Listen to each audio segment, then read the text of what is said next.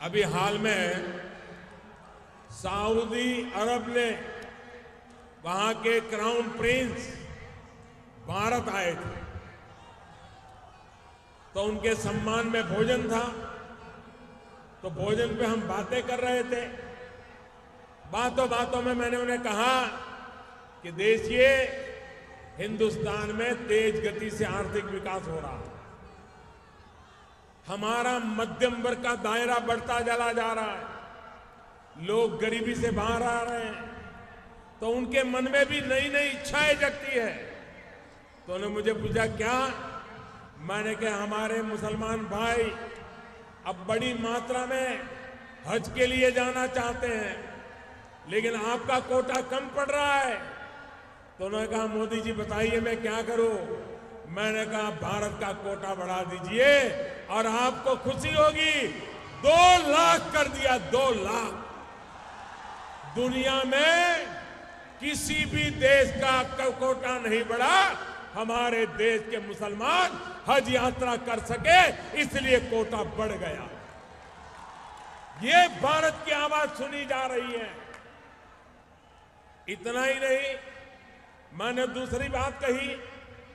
मैंने crown Prince से कहा कि भारत के नौजवान सऊदी अरेबिया में रोजी रोटी कमाने आते हैं, मजदूरी करते हैं, काम करते हैं।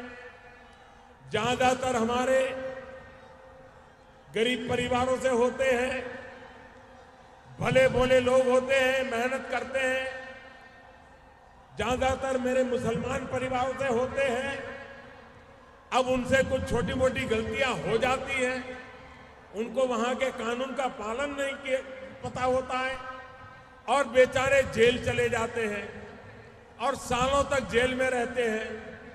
मैंने कहा मुझे आपकी मदद चाहिए। उन्होंने कहा क्या चाहिए? मैंने कहा जल्दी से उनका केस चले और उनको जेल से रिहाई कर दिया जाए। उन्होंने कहा मोदी जी आपने कहा है ना, मैं आज आपको शाम तक जवाब दे दूंगा। आप हैरान हो जाएंगे। सऊदी अरेबिया के क्राउन प्रिंस शाम को राष्ट्रपति भवन में जब हम डिनर पर बैठे थे तो उन्होंने कहा मोदी जी तो कुछ मीठा खा लो। मैंने कहा किस बात का? बोले सऊदी की जेल में भारत के जो 850 लोग थे उनको छोड़ने का मैंने फैसला कर लिया। ये होता है दुनिया के साथ नाता भाई। मैं इन फैसलों के लिए सऊदी अरब को, क्राउन प्रिंस को हृदयपूर्वक धन्यवाद देता हूं भाइयों बहनों। साथियों, ये विदेश में भारत के बढ़ते प्रभाव दूसरे देशों के साथ मजबूत होते हमारे रिश्तों का एक और उदाहरण है। लेकिन ये इसका भी उदाहरण है कि पहले कांग्रेस और उसके साथियों ने किस तरह से देश चलाया है। वोट लेकर के भूल जाने वाले ऐसे लोगों को अब भली भांति देश पहचान गया है। पहचान गए हो कि नहीं हो?